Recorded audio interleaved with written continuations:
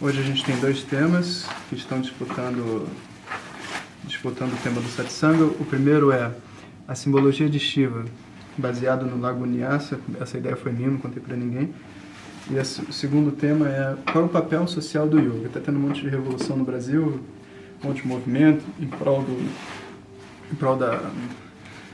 de combater a corrupção, de um Brasil mais limpo, um Brasil mais honesto. Mas o que os Vedas falam sobre a organização social e como que a gente pode ver o yoga no contexto de todo esse movimento que ocorre no Brasil? Então, como uma oportunidade da gente falar alguma coisa também do ponto de vista da tradição a respeito do que pode ser feito para ter uma sociedade melhor no Brasil, né? Então, com esse objetivo a gente está fazendo esse satsanga hoje e vamos ver onde que isso vai dar, né?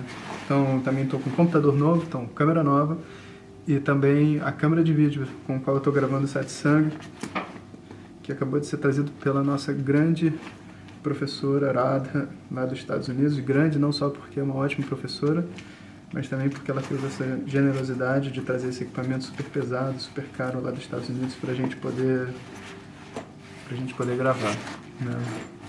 Falta 1 semana e meia para minha perna ficar boa e eu poder voltar a andar devagarzinho. Também estou contando os dias para isso. Então, a Camila daqui a pouco está chegando aqui para ajudar a gente também. Então é isso aí, satsanga online. Vamos ver o que vai dar hoje.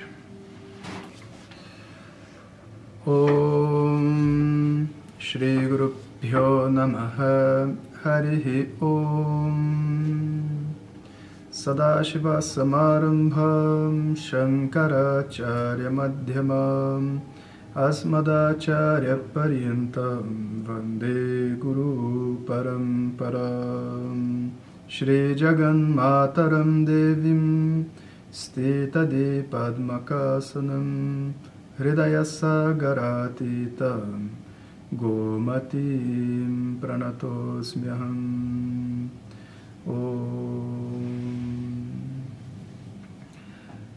Então, pessoal, a gente teve uma disputa acirrada essa semana entre simbologia de Shiva e o papel do yoga na sociedade.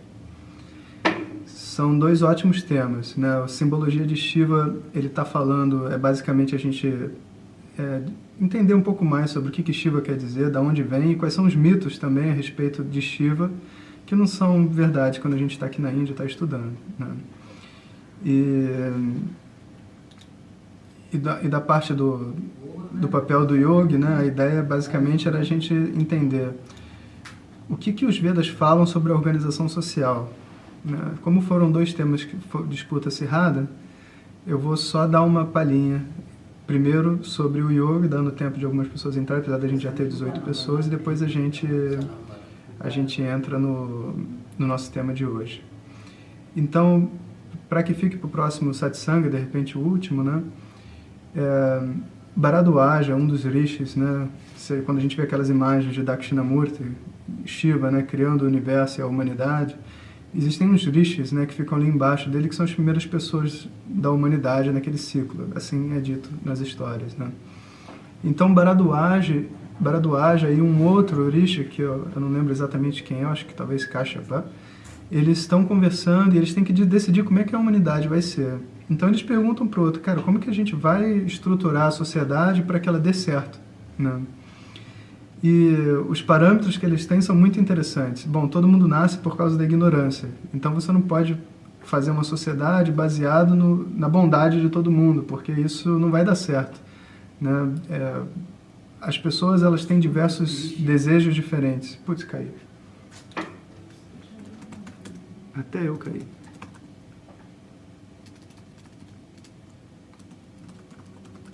Ridículo esse sistema.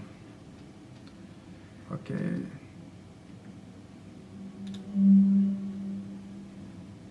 Até eu caí. Alô, teste. Estão me escutando? Ah, travou. Pois é. Às vezes acontece isso. Então, a forma como se estrutura a sociedade tem que ser de uma determinada maneira que leve em consideração a sociedade do jeito que ela é, com as limitações de todo mundo, né? E isso envolve corrupção, isso envolve cada um só pensar em si, isso envolve também o fato de todo mundo ter uma dependência um do outro, né? Então, qual é a atitude, qual é a maneira de participar dessa sociedade? Esse é o tema, o papel do yoga, que a gente não vai falar hoje, né? Mas que é um tema muito interessante. Eu acho que com essa coisa das manifestações no Brasil, em prol da não corrupção, não violência e um monte de coisa, seria interessante a gente saber, nesse contexto, o que a tradição tem para dizer sobre isso, né? Bom, mas o nosso tema hoje é Shiva, né? Então, o que todo mundo diz sobre Shiva é que Shiva é o destruidor, né? É aquele que destrói. Mas, na verdade, a palavra Shiva vem da raiz Sham, que faz a palavra Shanti também. E o que significa Sham, né? Sham é como se fosse uma raiz, um Bidya mantra que tem como significado auspiciosidade, né? Significado aquilo que é bom, aquilo que faz você em contato com você mesmo, né? O substantivo abstrato formado da raiz Sham é Shanti, né? Que a gente traduz geralmente como paz, como plenitude, completude. O que a gente busca é Shanti, é uma calma, né? E Shiva é o agente formado pela raiz Sham, que significa aquele que provoca Sham, a causa de Sham é Shiva, né? Então Shiva não é o destruidor etimologicamente falando, né? Mas dentro do contexto das histórias dos Puranas, existe uma forma específica de Shiva chamada de Rudra, que significa aquele que faz chorar, né? Então a gente costuma separar e dizer que aquilo que é bom no mundo vem de Deus, e aquilo que é ruim no mundo vem dos homens, ou vem do demônio, ou vem de qualquer outra coisa assim, né? Mas a verdade é que, na visão dos Vedas, o universo como um todo é uma manifestação divina. Não existe um limite entre o que é divino e o que não é divino, ou o que é mundano. A própria ideia de mundano vem da ignorância, né? Então a ideia é, tudo é divino. Então mesmo a destruição, qualquer tipo de mudança, por mais que ela cause dor, é um ato divino. Mas como pode? Porque, né, a gente sofre com isso, né? Então fica sempre aquela dúvida, né? Então a ideia é que o universo como um todo, ele tem como causa o karma das pessoas. Então o karma que você faz nesse momento gera um resultado. E esse resultado vai se frutificar no futuro para você, né? E o meu resultado vai se frutificar para mim. O resultado de outra pessoa se frutifica para outra, né? E qual é o papel do Criador, de Shiva, ou do nome que a gente quiser dar para Deus, né? O papel dele nessa história toda é fazer a combinação que é multicomplexa de todos esses karmas para que situações ocorram na vida das pessoas e que esses karmas possam se frutificar. Às vezes uma ação, ela é ruim, ela é negativa para mim, mas para uma outra pessoa ela é boa, gera uma coisa de bom. Então eu machuquei o joelho, mas alguém sentou no meu lugar, e meu lugar era bom na sala, né?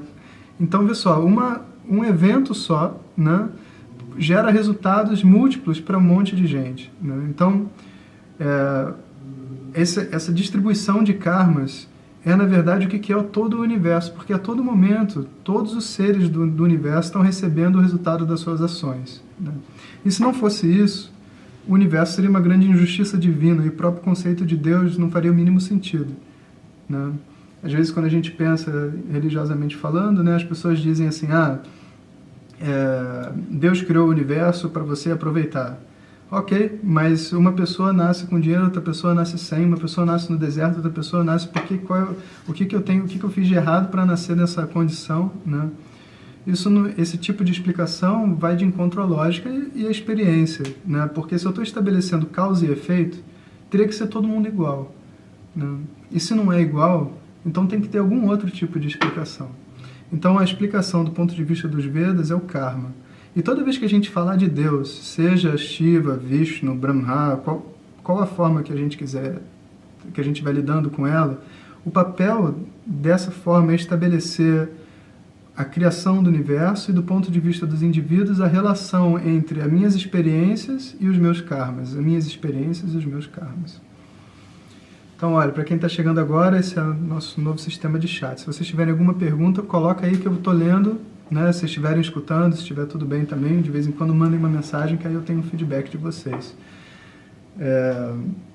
Aí as pessoas podem perguntar assim, tá, mas quando que o karma começou? Porque, afinal de contas, se tudo começou com karma e o universo surge por causa do karma, da onde vem o karma? Né? Essa é uma pergunta interessante. Né? Tá ótima ligação, beleza. Essa é uma pergunta interessante, porque tudo que existe tem uma causa. Então, se eu partir dessa lógica, que tudo que existe tem uma causa e gera um resultado, eu nunca posso estabelecer o fim de nada nessa criação, nem o começo de nada. Então, a tentativa de estabelecer o começo do karma, né, é uma falácia lógica.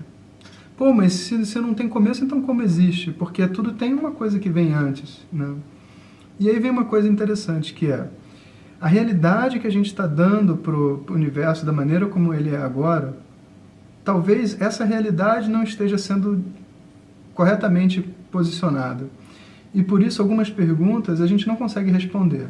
Como assim? Por exemplo, imagina que você estivesse andando à noite. Esse é um exemplo muito famoso de Vedanta, né?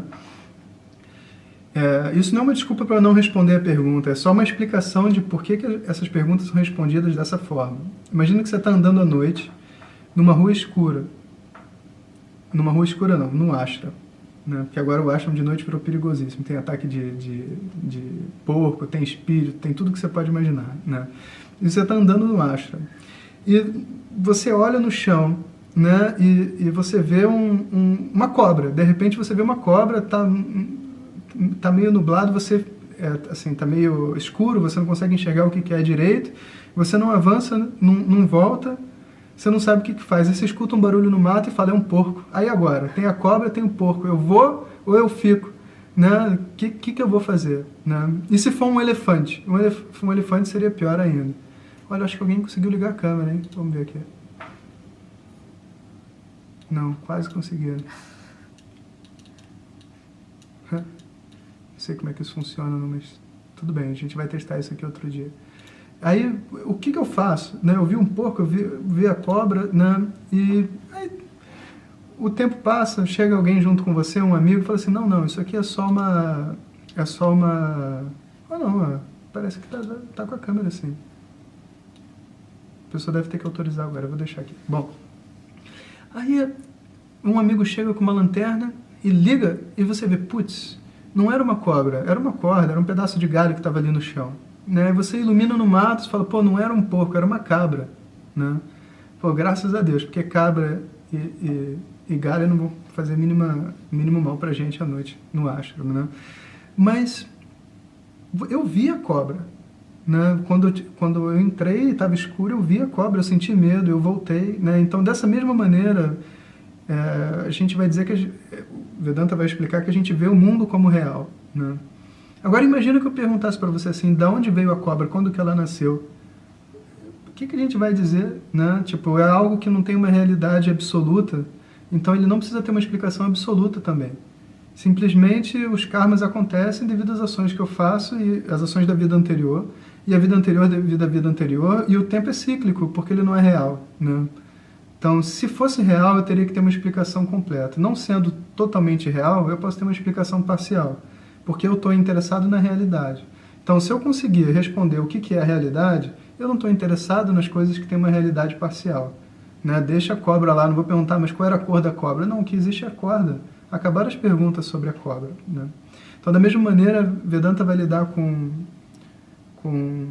as perguntas a respeito da causa do universo, de todos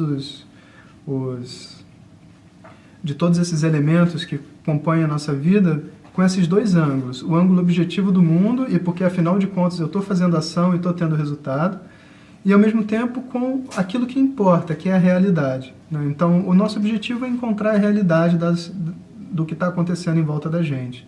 Mas, no meio do caminho, a gente esbarra com o mundo objetivo, e a gente tem que aprender a lidar com ele.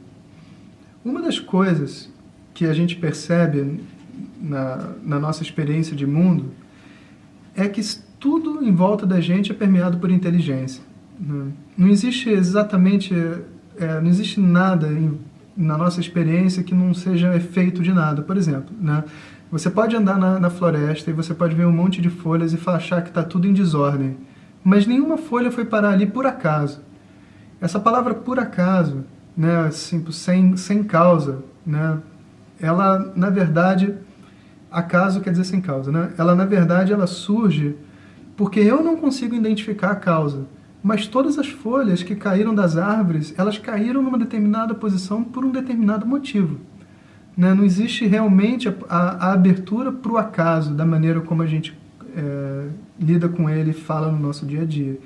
Então, o acaso é simplesmente uma perspectiva da limitação, da minha capacidade de entender o mundo que está à minha volta. Né? E de outros pontos de vista isso é mais evidente ainda. Se você olha o corpo humano, a complexidade que existe dentro do corpo humano, a inteligência de cada célula, de cada hormônio, de cada tecido do corpo, e como que tudo se junta e faz um ser vivo poder andar, poder falar, poder ter todas as suas experiências, né? E não só isso, as coisas interagem uma com as outras, né? Você tem na árvore toda essa complexidade na forma de um fruto. Aí tem um pássaro que tem o bico necessário para comer esse fruto. E a semente tem que passar no processo digestivo desse pássaro para que possa nascer outra árvore. Isso é incrível, né? Tipo, como que a existência da árvore é dependente da existência de um pássaro. Então, quem criou a árvore não pode ser uma pessoa diferente de quem criou o pássaro. E a gente vai dizendo, a árvore criou a si mesmo. Não, porque nenhum pedaço da árvore, que são os elementos, né, tem inteligência, nem esse corpo. Se você analisar, esse corpo é água, é terra, é tudo isso, e terra não tem inteligência, água não tem inteligência. Você pode até guardar inteligência na água, né? Diz hoje em dia que se você... É provado, né, que se você fala, se você vibra na água, existe alguma coisa que é guardada ali. Mas a água não pensa. Você que tem que falar para que a água guarde, né? E de onde vem essa inteligência toda, que não está contida em nenhum dos objetos? E não é só os objetos em separado, mas a inteligência permeia tudo de uma forma global, né? Então, a causa das coisas, da maneira como elas são, é entendido como o Criador, né? E aí o nome que a gente vai dar para ele vai variar muito. E vai variar também dependendo do nosso tipo de personalidade, das histórias que a gente quer se associar. Portanto, né, a ideia de que eu não gosto de Shiva, eu gosto de Ganesha, ou eu gosto de Vishnu, é uma ideia inicial que a gente tem. Mas, na verdade, não existe diferença entre nenhum deles. Isso é muito importante que fique claro, porque senão a gente fica brigando por tolice, né? Um dia chegou um cara no ashram e falou assim para mim, um senhor, né? E dava para ver que ele era shivaísta, porque ele veio com aquelas 3 listas bem fortes, né? E ele falou assim, você é shivaísta? Você reza para quem? Aí eu fiquei olhando na cara dele, eu já tinha entendido o que ia acontecer, né? Aí eu falei, pro sol. Ele falou, pro sol? Você reza pro sol? Você não reza para Shiva? Eu falei, rezo para Shiva também, mas na forma do sol, né? Porque o sol, afinal de contas, a Terra veio do sol, o seu corpo veio do sol, a energia vem do sol. Isso é ciência. Eu falei, que ciência? Você reza para quem? Ele falou, eu rezo para Shiva. Mas quem que é Shiva? O que você sabe sobre Shiva? Uma história mitológica que alguém nasceu não sei onde, nasceu da montanha não sei quem? Que papo é esse, né? Aí Vedanta vira religião, né? Não é esse o nosso propósito, né? Assim, criar um sistema de crenças, né? Mas ele foi embora, ele não falou mais comigo, não. Mas depois eu conversei com outras pessoas, né? E é interessante a gente ver que quando a gente analisa os textos onde todas essas divindades são descritas, Shiva, Ganesha, Hanuman, todos eles, né? Ele é dito como sendo o criador do universo, o sustentador do universo e também o destruidor do universo. Em nenhum momento o texto vai dizer assim, quem criou foi Brahma, quem sustentou é Vishnu e quem destruiu foi Shiva. Essa conclusão ela não vem do texto de Shiva, ou do texto de Ganesha, ou do texto de Vishnu, né? Essa conclusão vem por causa da maneira como Shiva é adorado, e não da maneira como é definido por dentro dos Vedas. Isso é muito importante, né? Quando você vê no Ganapati Atharvashirsha, ele vai dizer, Tattvato, como é que é?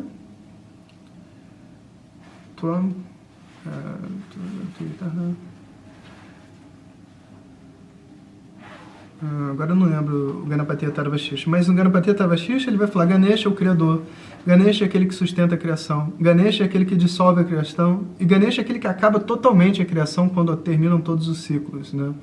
E nos de Shiva ele vai dizer a mesma coisa. E nos de Vishnu ele vai dizer a mesma coisa. Você tem aí? Ah, olha só. Ganapati Atharvashesha Mantra Pushpam. Página 168. Eu sei que é sobre Shiva, mas isso é importante esclarecer. A gente vai falar sobre Shiva, hein?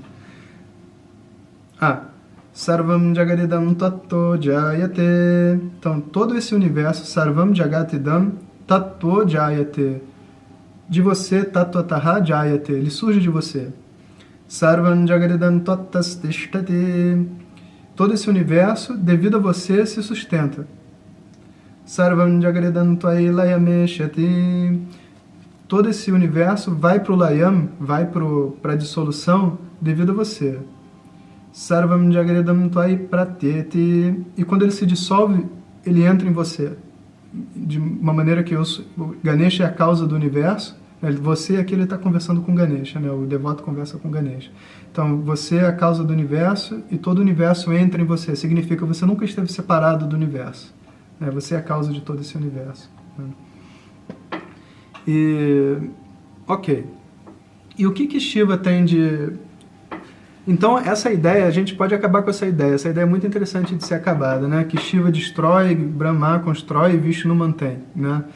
Porque qual seria a lógica? Um constrói e o outro destrói a troco de quê? Se são diferentes, né? Um está construindo e o outro está destruindo. No mínimo, eles iam ter que ser inimigos, né? Porque que um ia construir uma coisa e o outro ia destruir. E outro sustentar ainda. Um constrói, o outro tenta sustentar e o outro vai e destrói. Não tem lógica nenhuma. Então, explicação sem lógica para Vedanta não serve, né? Então, a gente pode descartar essa coisa. E ficar com a ideia de que se eu escolho Shiva ou Vishnu para fazer minhas orações, ou Jesus, ou seja lá o que for, é por causa da minha conexão com esses elementos, é a minha conexão com a simbologia que está por detrás disso, né? E não porque um faz uma coisa e outro faz outra, não.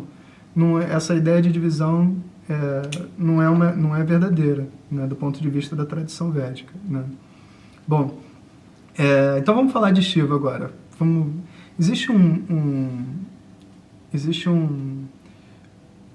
stotra, um verso que se canta, na verdade é até um mantra védico, não é nem um stotra, né, que se canta antes de se cantar o Rudram, que é chamado de Lagunyasa. E lá tem uma breve descrição de Shiva, do ponto de vista das histórias, né, onde você deve fazer essa visualização antes de cantar o Rudram, né. É mais ou menos assim. Vamos ver se a gente faz um palavra por palavra, que é algo muito interessante, muito bonito. Ele fala assim, pode conferir aí, Camila, se eu errar você me corrige. Om Athatmanam Shivatmanam Shri Rudrarupam Dhyayet. Então ele fala assim, será meditado Dhyayet Shri Rudram. Rudra é uma das formas de Shiva. Para falar a verdade, Shiva tem 11 Rudras, 11 formas, né? Para vocês verem como não tem essa coisa fixa, né? de como que é Shiva, né? A gente escolhe uma forma. Mas eu estou meditando em Shiva na forma daquele que destrói tudo e que faz todo mundo chorar. Shri Rudra Rupam Dhyayet. E quem que é esse Shiva, né? Atmanam, Shivatmanam. Ele é o eu. Então, eu estou meditando em Shiva, aquele que é a causa do universo e que faz todo mundo chorar, porque ele que destrói tudo quando alguma calamidade ocorre, e ele é o próprio eu, Atmanam. Shivatmanam, aquele que é o mais auspicioso de todos, né? E qual é a forma dele? Aí vem o segundo verso. Shuddhaspatika Sankasham Trinetram Panchavaktakam. Então ele fala Shuddha Spatika Sankasham. Então a sua aparência é como de um cristal límpido, né? Tem o brilho de um cristal. Quando você pensa em Shiva, quando você pensa no Criador desse universo, da mesma maneira quando você olha um cristal bonito, existe um certo êxtase na mente de olhar a beleza do próprio conceito do que é o Criador, né? E que não é separado de mim, né? E como que ele é? Trinetra, ele tem 3 olhos, porque ele tem o olho do conhecimento aberto, né? Ele conhece a sua própria natureza. E quantas cabeças? Panchavaktakam, ele tem 5 cabeças. Mas por que tem 5 cabeças? Vê só, não é uma questão lógica. Quando você entra numa explicação mitológica, a explicação que são 5 cabeças vai se unir a alguma parte de uma história E essa parte da história vai ter uma simbologia que ajuda a gente a entender alguma coisa. Então, Shiva tem 5 cabeças, aí Brahma tem 5 cabeças também, mas cortou uma porque ele fez uma besteira, então agora ele é conhecido como aquele que tem 4 cabeças. Aí você vai descobrir o que ele fez, etc. Então não é interessante por que ele tem 5 cabeças nesse momento, mas ele tem 5 cabeças. E o que mais? Gangadharam Dashabhujam, ele segura Gangá. O rio Ganges, antes de vir para a Terra, né, se você olha no céu à noite, né, você vê aquele traço no meio que é a Via Láctea, né? E é dito que no final daquele traço está a cabeça de Shiva. Então, que aquelas estrelas todas batem na cabeça de Shiva, e por isso que ele é Gangadharam. Depois que bate na cabeça dele, nos Himalaias, cai o começo do rio e desce para nutrir a Índia, né? Então, essa é a história. Gangadharam. E o que mais? Dashabhujam, e ele tem 10 braços. Ganesha é Chaturbhujam, tem 4 braços, mas Shiva tem 10 braços, é o pai de Ganesha. Não tem qual é a lógica que a gente vai dar, né? Sarvabharanabhushitam. Próximo verso. Gangadharam Dashabhujam Sarvabharanabhushitam. Tá certo? Então, Sarva Abharanabhushitam. E os ornamentos dele quais que são? Todos. Como assim todos? Todos. Ele está na forma de todo o universo. Então, todos os brincos, todo o ouro, toda a prata, tudo que existe dentro do universo são seus ornamentos. O que mais? Aí ele fala: Nila Grivam Shashankankam Naga Yagnyopavitinam. Nila Grivam. Então, ele possui a garganta azul, né? Nila é azul. Por que ele possui a garganta azul? Diz que é porque quando os devas e os asuras estavam ali no processo de criação do universo, eles estavam tentando descobrir a imortalidade, eles saem um veneno enorme, eles descobrem um veneno e o veneno ia matar todo mundo, e Shiva engole esse veneno e segura ele na garganta, né? E por isso ele tem a garganta azul. Outra explicação é porque quando você olha o céu é azul, aí você imagina o céu azul como sendo o pescoço de Shiva, né? Uma figura enorme na forma do universo, né? Aí vem uma palavra interessante. Nilagrivam Shashankankam. Então, Anka é marca. Shasha é coelho. Shashanka é aquele que possui a marca do coelho. Quem possui a marca do coelho? Vamos ver se alguém pode responder no chat. Essa aí, para quem está estudando Vedanta, tem que saber, hein? Shashanka é o nome do quê? Vamos ver se alguém se habilita. Vitor Matos, não me decepcione. Cadê aqui? Peraí. Vitor tá lá. Pô, ninguém respondeu. Será que ninguém está escutando? Esse sistema não é bom, né? Porque a gente não sabe se as pessoas estão escutando ou não. Sim, estamos. Está todo mundo dando Google. Haha, estamos ouvindo. Estou aqui. Então, o que significa Shashankam?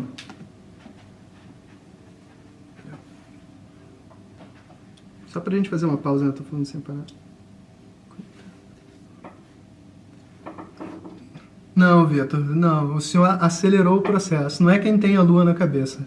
Shasha é coelho, Anka é marca, Shashankam é o quê?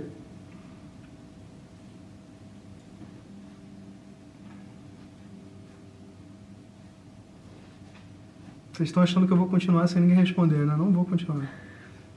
No coelho. Não. No coelho? Quem tem a lua na cabeça do coelho.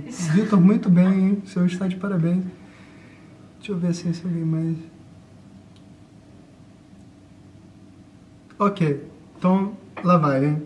Shasha é coelho. Shashankam é aquele que possui a marca do coelho. É a lua, muito bem. Só podia ser minha irmã, cara. Só podia ser minha irmã. Muito bem, Camila, é isso aí.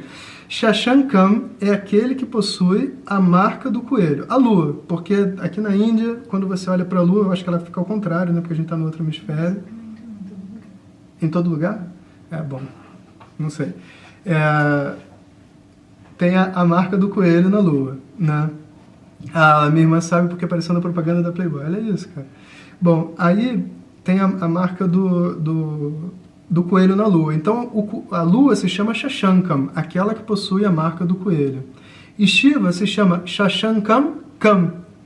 é aquela que possui a marca daquele que possui a marca do coelho, porque a lua, o coelho está na lua, e a lua está na cabeça de Shiva. Então, ele indiretamente tem a marca do coelho, ele é Shashankankam, ele não tem nada a ver com a Playboy. Enfim. Então, Shashankankam. Então, a gente parou. Vamos ver aqui na minha cabeça. Peraí, não fala. Nilagrivam Shashankankam Nagayagnyopavetinam. E o seu Upavita, então, os brahmanes têm aquele cordão que eles carregam assim, né, para fazer os rituais, né, um cordãozinho desses. E Shiva também, ele também carrega porque ele faz os rituais, ele é um exemplo, né, para todo mundo, só que o cordão dele é Naga Yagnya. Naga Yagnya. O cordão dele é uma cobra. O cordão dele não é normal, mostrando que a cobra é um símbolo de poder, de virilidade, de perigo também, e ele não tem medo nenhum. Ele usa a cobra como sendo o cordão dele. Naga Yagnyopavitinam. Vyagra Charmo Tariyancha. E a sua Utariyam, a sua roupa de baixo, né, é Vyagra Charma, é o couro do tigre. Né? Hoje em dia eu estaria mais no Ibope falar o couro do porco, né, porque o porco está mais violento que o tigre. Dizem que o porco mata o tigre. Hoje eu acredito, mas eu não acreditava nisso não. Então, Vyagra Charmotariyancha. Então, ele é aquele que possui... A saia dele é uma saia de tigre, né? O dote dele é com pele de tigre. E como que são as mãos dele? Ele tem 10 mãos, mas as principais, ele é Varenyam Abhayapradam. Então, uma mão está assim e a outra está assim, né? Uma está dando... está abençoando e está protegendo você, Abhayapradam. E a outra é Varenyam. A outra está dando alguma coisa para você, aquilo que você quer, né? Então, aquela ideia de que a visão do Criador como sendo aquele que dá o resultado das ações, não só das orações, mas de qualquer ação. Então, você tem praticamente todas as deidades vão ter uma mão para baixo, assim, para simbolizar isso, que é o fato dele ser Varenyam. É uma das coisas mais importantes em todas as formas, né? Por isso que todas têm. O que mais? Então, vamos voltar ao mantra.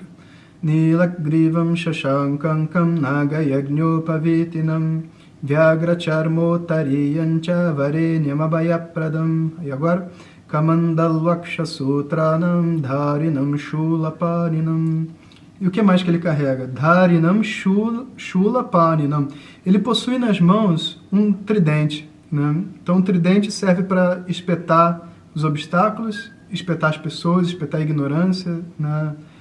E, enfim, o tridente também tem 3 pontas, né, como o nome diz, aí cada ponta representa uma guna, então o universo inteiro na forma de um tridente, né, também uma simbologia. E ele é Kaman... Ih, caí. Pariu, muito ruim esse sistema, hein?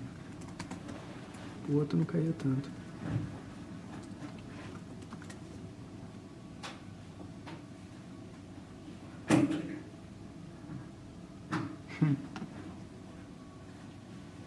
Teste.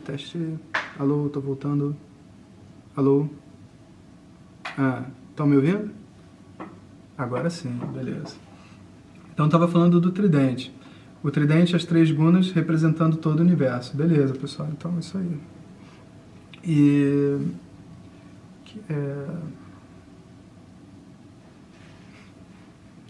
representando todo o universo. Onde é que eu parei? E aí ele é Kamandalvaksha Sutra, não? Dharinam, ele é aquele que segura o sutra, né, o cordão, com as akshas, né, de Kamandalu. Então ele carrega o Kamandalu, aquele é tipo um pote com água, né, que tem uma foto do Swami Dayananda muito famosa que ele está segurando um Kamandalu, que é um símbolo de austeridade, porque a pessoa que vive sem nada, a única coisa que ela carrega é uma garrafa d'água. Então, a garrafa d'água feita de coco se chama Kamandalu, com um coco especial, né? E Aksha Sutra, não. Ele também tem sementes, ele também tem um Japamala na mão. Aksha Sutra, não. Aí, próxima frase. Jwalantam Pingalajata Shekha Mudhyotadharinam. Então, Jwalantam, ele é brilhante e E ele tem Shikha, ele tem ele tem isso aqui, né? Ele tem Shikha, um cabelo aqui para cima, usado nos rituais. E ele tem um Jata. Jata é um Rastafari preso, né, na cabeça. E é Pingala Jata. O Jata é marrom. Então você imagina que é aquele cabelo bem embaranhado, marrom, grandão, né, na cabeça de Shiva. Depois ele diz Vrishaskanda Samarudham Umadehardadharinam. Então, Vrishaskanda Samarudham. E o veículo de Shiva é o búfalo, Vrisha. E como que é a imagem de Shiva? Ele é Vrishaskanda Samarudham. Ele é Arudham, ele é montado, bem montado, Samarudham, na skanda, no ombro do Vrisha, do búfalo. Então ele está sentado nos ombros de um búfalo, a cabeça no meio e ele com as duas pernas assim. Então tem umas imagens assim aqui na Índia de seguro de vida que tem Shiva, tem assim um búfalo com Shiva sentado em cima e espetando as pessoas, que nem a gente tem no Brasil essas propagandas de seguro engraçadas e falando que ele está preparado para espetar você e não sei o que, faça seu seguro de vida, né? Porque ele é Vrishaskanda Samarudham. Umadehardadharinam, né? E ele é aquele que Umadehardadharinam, você lembra o que é? Ardadharinam, putz. Então é aquele cujo corpo é metade homem, metade mulher. Tem uma forma de Shiva que é metade homem, metade mulher. Querendo dizer que Shiva não é homem, nem Shiva não é mulher. Shiva é a causa do universo, então tem que ser homem e mulher para poder causar os dois, né? Então, uma das formas de Shiva, metade ele está desenhado como homem, metade ele está desenhado como mulher, né? Então, nesse verso até agora, termina a descrição de Shiva. Eu vou cantar ele até aqui. Pois é, dual. Eu vou cantar ele até aqui de uma vez para vocês escutarem como é que é bonito esse mantra. Depois eu vou cantar o que você continua cantando depois, que também tem uma beleza também, dizendo como é que a pessoa faz para fazer as orações para Shiva depois. É bem interessante. Então, olha só. O mantra inteiro é assim. Om Athatmanam Shivatmanam Shri Rudra Rupam Dhyayet Shuddhaspatika Sankasham Trinetram Panchavaktakam Gangadharam Dashabhujam Sarvabharana Bhushitam Nilagrivam Shashankam Nagayajñopavitinam Vyagracharmotariyancha Varenyamabhayapradam Kamandalvakshasutranam Dharinam Shulapaninam Jwalantam Pingalajata Shikha Mudhyotadharinam Vishaskanda Samarudham Umadehardadharinam Amritena Plutam Shantam Divya Bhoga Samanvitam Digdevata Samayuktam. Aí o resto a gente ainda não viu, né? Mas agora eu vou fazer o significado do resto. Amritena Aplutam Shantam. Então, isso ainda é de Shiva. Ele fala, é aquele que está repleto de imortalidade. Amritena Aplutam. Shantam, e que é a paz, né? Não é a destruição. Shantam, Shiva significa Shantam, a paz. Divya Bhoga Samanvitam, e aquele que está munido de todos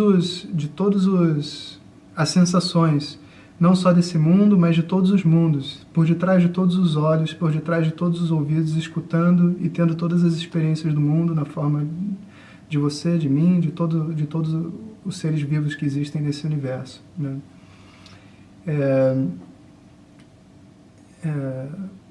Aí essa pessoa, lembra, começou assim, a pessoa vai meditar em Shiva, que é o eu, que é a auspiciosidade. E agora o mantra retorna então a descrever essa pessoa que vai meditar. Ele já contou como que é a meditação, né? Como que é a visualização que você deve fazer. Aí ele fala, Digdevata Samayuktam, tendo essa visão de Shiva, junto com os devatas, as deidades que representam todas as direções em volta dele, Sura Asura Namaskritam, tendo feito reverência a todos os devas e os asuras. Os asuras significa aqueles que não são devas, não são as divindades ruins, não. Nityam Chashashvatam Shudram Dhruvamaksharamayam Sarva Vyapinamishanam Rudram Vei Vishwarupinam Evam Dyatva. Então, tendo meditado dessa maneira, naquele que é eterno, naquele que não muda, Nityam Shashvatam, que é Shuddham, que é puro, porque é a causa de tudo, então não pode ter nenhum tipo de qualidade. Dhruvam, que se mantém firme, assim como a consciência de um sonho, por exemplo, né? Tudo muda no sonho, mas a consciência do sonho está sempre ali brilhando, né? Aksharam, sem nenhum tipo de declínio. Avyayam, livre de qualquer mudança. Sarva Vyapinam, ele permeia todas as coisas. Ishanam, aquele que controla tudo. Rudram, e faz todo mundo chorar. Vei, de fato. Né? Vishwarupinam, ele está na forma de todas as coisas. Evam de atuar, tendo meditado em Shiva dessa maneira, como sendo eu mesmo. Dvidyaha, o Brahmani, que nasceu 2 vezes. Samyak, muito bem. Tataha, então. Yadyanam Arabhet, ele começa a sua meditação, né? E aí ele coloca ainda uma vírgula que vale para o Vitor Matos. Athato rudrasnanarchana abhisheka vidimvya akyasyamaha. Então, quando você for fazer o seu abhisheka de manhã, né, é dito Adita eva tirtes natva, tendo tomado banho de manhã. Quando? Às 9 horas, não. Adita haeva tirte. Então, tendo tomado banho de manhã antes do sol nascer. Udetya shutif prayataha, com esforço acordado, né? Porque ninguém acorda naturalmente antes das 5 da manhã. Prayato brahmachari, o brahmachari, aquele que quer estudar sobre a realidade do universo. Deva abhimukistitva, shuklavasa, usando roupas brancas. Deva abhimukistitva, de frente para a sua deidade. Atmani devatas thapayet. Aí ele deve, então, depois de ter meditado em Shiva, ele deve invocar todas as deidades no seu próprio corpo, porque na verdade esse corpo não pertence a ele. Aí começa a segunda parte do mantra, chamado de Lagunyasa, né? Então, enfim. Então eu corri um pouco porque eu não tinha muita noção de tempo. Alguém tem alguma dúvida, alguma pergunta? É difícil isso porque a gente não tem feedback, né? Assim, eu sei que as pessoas estão escutando, mas a gente não sabe, né?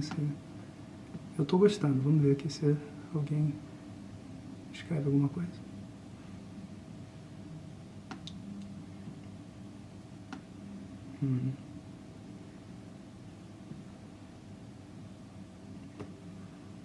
Vocês estão me escutando? Alguém mandou uma mensagem. Será que caiu? Estou só ouvindo, mas não consigo logar. Ok. Caí. Putz. Triste. Tudo bem, o outro sistema é melhor que esse. Tristeza, né? Alô? Ah, o pessoal falou. Também aqui. Todo mundo caiu. Já que era banho gelado.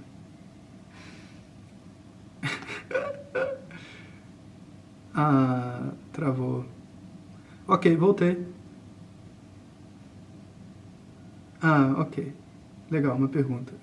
Novamente, a etimologia do nome Shiva. Sim, Shiva vem da raiz Sham, que com várias transformações, que vão ter vários sutras para tentar explicar, ele se transforma então em Shiva. Shiva significa aquele que causa Sham, a auspiciosidade, né? Então, basicamente, aquele que... O que é auspiciosidade é uma coisa muito interessante, né? Porque aqui na Índia a gente tem esse conceito do auspicioso. Então, auspicioso é aquilo que é bom, mas o conceito de bom para as pessoas varia. Então, existe uma palavra geral que é Sham. Sham é a auspiciosidade... Olha que interessante, né? Essa aqui, a explicação do Chamakam é muito boa, né? O Sham é a auspiciosidade quando você está vivo. E Mayaha é a auspiciosidade quando você está morto. Olha que interessante, porque quando você está vivo, você quer certas coisas que vão te manter vivo. E quando você está morto, você quer certas coisas que vão te manter naquele estado que você está lá. Então, quando você está vivo, a auspiciosidade se chama Sham. E Shiva é aquele que causa auspiciosidade. E quando você está morto, ou morto entre aspas, né, não aqui nesse mundo, a auspiciosidade se chama Mayaha. Por isso que no mantra chamado Chamakam, que você canta depois desse Lagunyasana, ele começa assim, Shanchame Mayaschame. Ele está falando, eu sou a auspiciosidade aqui e a auspiciosidade lá também, né? E Sham, a raiz que faz Shiva, também faz Shanti. Também faz Shanti.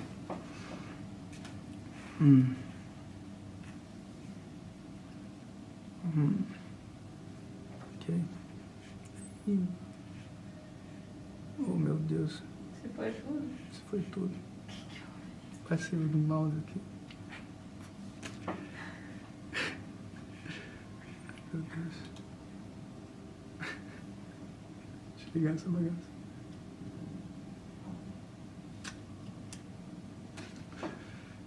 Tá carregando a página, não tem noção.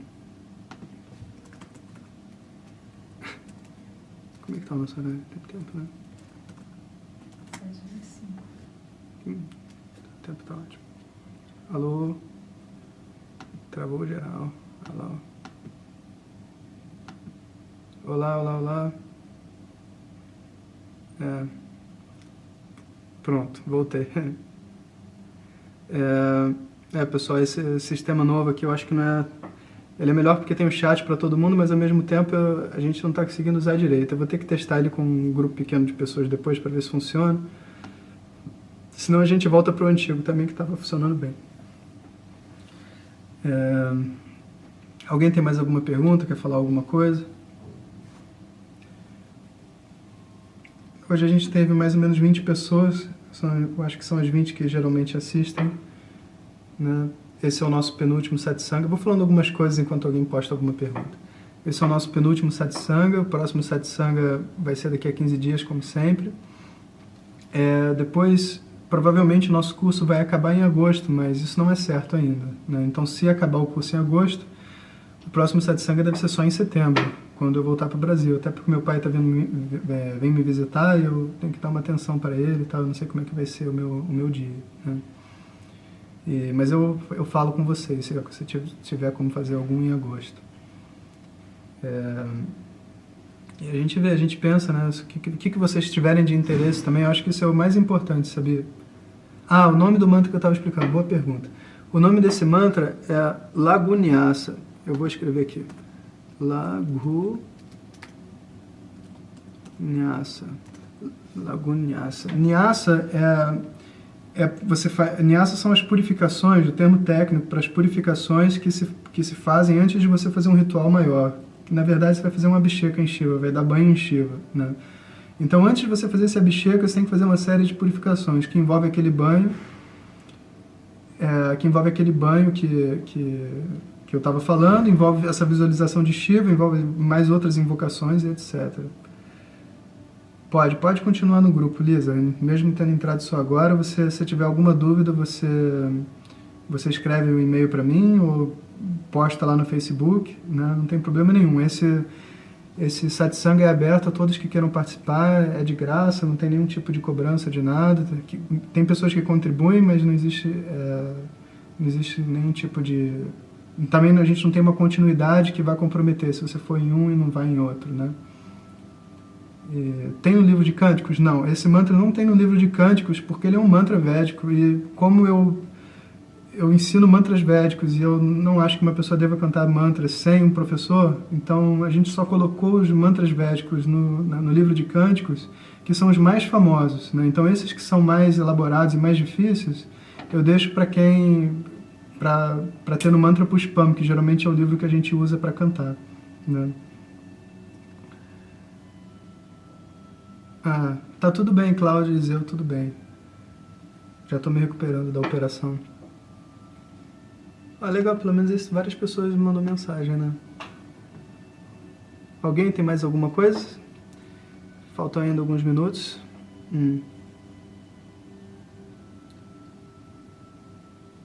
Pois é, o segundo tema é muito interessante, né? Na verdade, foi um professor de Ayurveda que sabe um monte de mantras de cor. Quando ele foi visitar a gente no ashram, ele citou essa parte de uma Purana, onde os rishis discutem como deve ser a organização social. E é muito interessante, porque quando você entende isso, né, o conflito de não estar num lugar bom vai embora. Porque, na verdade, se você parar para pensar, né, até mesmo qual é o propósito das nossas manifestações. Não é 20 centavos, ou não é... Eu estou acompanhando mais ou menos, né? Mas não existe um propósito claro, existe uma insatisfação que está sendo manifestada e que isso é muito legal, né? Mas, ao mesmo tempo, o que fazer não é sabido, porque o modelo que existe para a gente de sociedade é totalmente inverso ao que pode dar certo, né? Cada um cuidar de si numa espécie onde todo mundo é interdependente não faz sentido nenhum. Mas, enfim, não que a gente vá mudar isso, mas se a gente entender, a gente pode mudar no nosso âmbito, né? Isso é o que os rishis explicam, né? E é a definição de maturidade profissional também, muito interessante. Védica, maturidade profissional védica.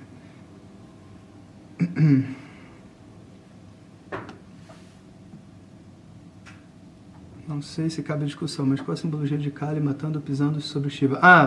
Boa coisa. Então, na história de Kali, a gente tem que entender Shiva como Kali, durante a destruição, que ela vai matando todo mundo e etc., a gente tem que ver Kali como sendo uma pessoa tentando descobrir a sua natureza, que é Shiva, entende? E no momento onde ela se toma por aquela raiva, né, e ela perde o controle, e ela faz um monte de coisa, e ela destrói, ela move mundos, move montanhas e vai matando todos os asuras, né? Chega uma hora onde ela já tá todo mundo morto, e ela vai lá no chão e vai garantindo que está todo mundo morto mesmo, que nem depois de uma guerra, né? Então ela vai cortando todo mundo, né? E Shiva estava dormindo deitado lá, né? E aí quase que ela enfia a faca em Shiva. Quando ela vai enfiar a faca em Shiva, ela vê que é Shiva, e ela põe a língua para fora, e a gente tem aquela, que eu não vou fazer aqui, né? Que tem aquela famosa cara de Kali com o linguão para fora, né? Onde ela, do ponto de vista poético, né, ela tem a reflexão da sua própria raiva, né, uma aceitação da sua própria raiva, e ela coloca aquela língua para fora, porque ela vê a realidade mesmo da raiva como sendo Shiva, né, e a raiva não encosta em Shiva, né, que é a causa da própria raiva, né. Então Shiva, naquela simbologia, representa a própria consciência, que é a causa do universo, e que é intocável por qualquer coisa, né, e é a causa da própria raiva, e que a raiva não pode tocar.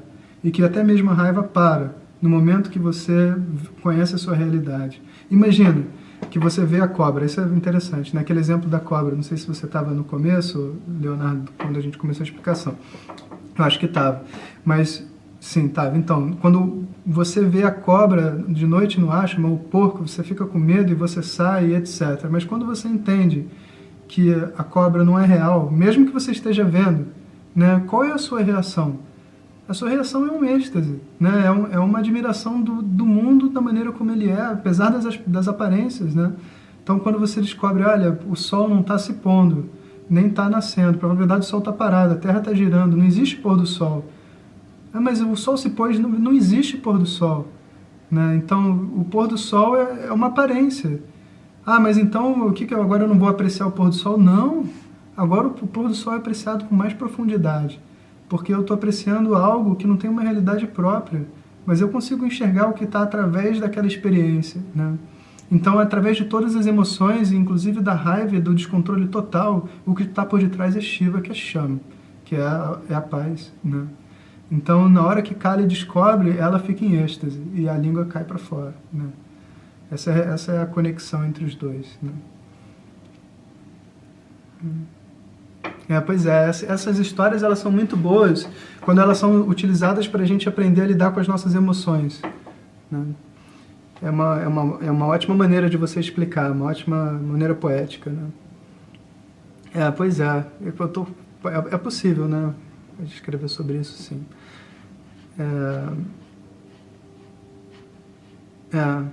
A raiva é ótima, né? A raiva faz a gente fazer um monte de coisa boa também, né? Passar por a força que ela tem, né, faz a gente passar por um monte de coisa.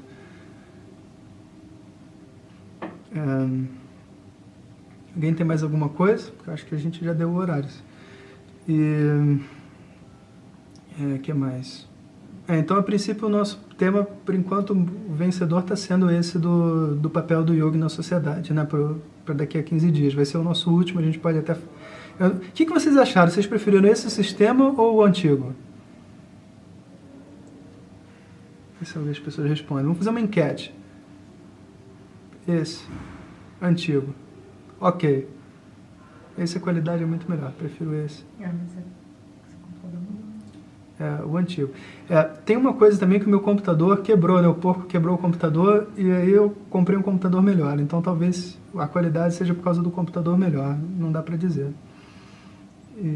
O antigo, Ok. Então, vocês podem botar lá no... não conheci o anterior. Pois é. Isso, beleza. Eu vou marcar um dia de teste no sistema até. Aí quem quiser também pode participar e testar sua câmera e etc. De repente no final de semana que vem, assim, 15 minutos, meia hora, né? Por que não? Bom, então tá, pessoal. Olha, muito obrigado aí por todos por terem me escutado, né? Isso que eu ia dizer.